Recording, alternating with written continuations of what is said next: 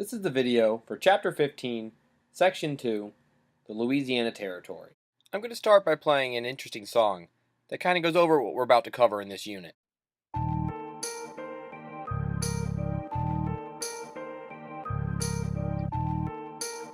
Started from the bottom, now we're here.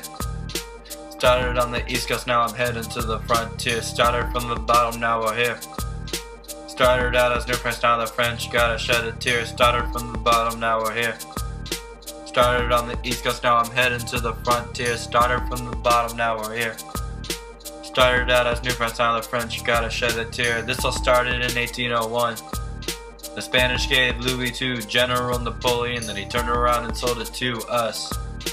People making signs Louisiana or bust, but Tommy J said, what a strange endeavor. So he sent men, boats, tents, and merry weather. I just think it's funny how it went. Looking at the 15 mil that we spent, and we started from the bottom, now we're here. Started on the East Coast, now I'm heading to the frontier. Started from the bottom, now we're here. Started out as New French, now the French gotta shed a tear. Started from the bottom, now we're here. Started on the East Coast, now that I'm heading to the frontier. Started from the bottom, now we're here.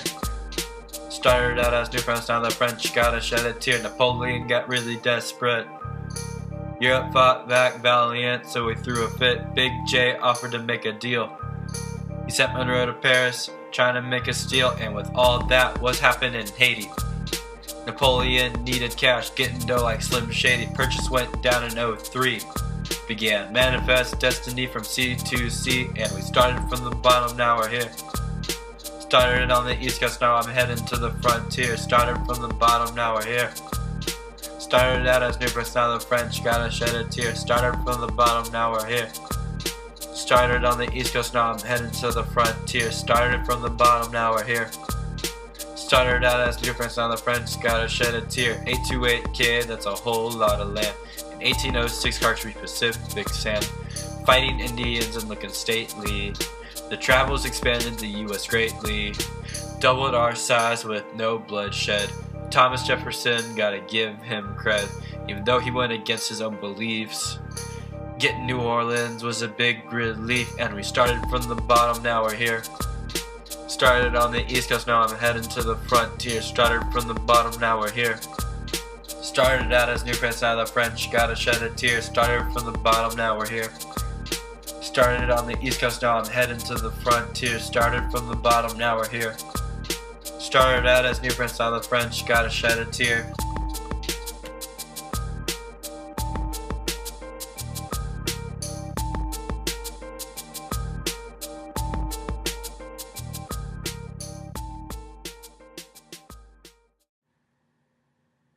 Before getting too far into the information, let's go over a few things that we need to keep in mind. First, the lesson essential question. How justifiable was U.S. expansion in the 1800s? So when we talk about the Louisiana Purchase and obtaining the Louisiana Territory, keep in mind how justifiable was it. Also, keep in mind these section essential questions. Make sure you write them down and answer them on the section essential question worksheet. This will be your study guide, so as you go through each section, you need to write down and answer these. This way you're able to study for your test. The essential questions for Section 2 are: 1. What is the name given to the belief that the United States had the right and duty to expand across the North American continent? 2. Before the early 1800s, which two countries claimed the Louisiana Territory? And 3. How did the Louisiana Purchase affect the United States? The vocabulary you will need to know for Section 2 is territory and manifest destiny. A territory is a region of land, or a region of land designated by Congress that is organized under a governor. So in other words, any land that is not a state, that is being ran by a governor, is a territory of the United States. Manifest destiny is the belief that it was America's right and duty to spread the nation across the North American continent. So the idea that it was America's purpose to be spread across the entire continent of North America, from New York all the way over to Los Angeles, California, is the concept of manifest destiny. The Louisiana Territory. The nation's first opportunity for expansion during the early 1800s involved the vast territory to the west of the Mississippi River, then known as Louisiana. It's the bright red area on the map in front of you. The United States wanted possession of the for the city of New Orleans, near the mouth of the Mississippi River. By 1800, thousands of farmers were settling in the land west of the Appalachian Mountains. To get their crops to the market, they floated them down the Mississippi River to New Orleans. There, the crops were shipped to Europe or to cities on the East Coast. So the Mississippi River flows right down the border between the orange and the red area. So as you can see, anyone growing crops in that area could then ship all the products straight down to New Orleans and then out to the rest of the world. Before the United States obtained the Louisiana Territory, it was owned by France, and Napoleon was in charge at the time of France. Napoleon had plans for Louisiana. He hoped to settle the territory with thousands of French farmers. These farmers would raise food for the slaves who worked on France's sugar plantations in the Caribbean, which is south of the United States area. Napoleon's plans alarmed frontier farmers, American farmers, that lived in that orange area you see on the map. New Orleans was part of Louisiana. If Napoleon closed the port to American goods, farmers would have no way to get their crops to the market. So if France decided to close the port down at the bottom of the Mississippi River, so no one in the orange area could sell their stuff, only the French farmers in the red area were able to sell it, it would make a lot of problems for all the American farmers. President Jefferson understood the concerns of American farmers. In 1803, he sent James Monroe to France with an offer to buy New Orleans for $7.5 million, just the city of New Orleans. By the time Monroe reached France, Napoleon had changed his plans. A few years earlier, a slave named Toussaint L'Ouverture had led a slave revolt in French Caribbean colony known today as Haiti. Haiti is south of the North American area, down in the Caribbean. The former slaves defeated the French troops who tried to take back the colony, and as a result, Napoleon no longer needed Louisiana. In addition, France and Great Britain were on the brink of war. Napoleon knew that he might lose Louisiana to the British. Rather than lose the Louisiana Territory, it made sense to sell it to the United States. So Napoleon offered to sell all of the Louisiana Territory instead of just the small city of New Orleans. He decided to sell it for $15 million.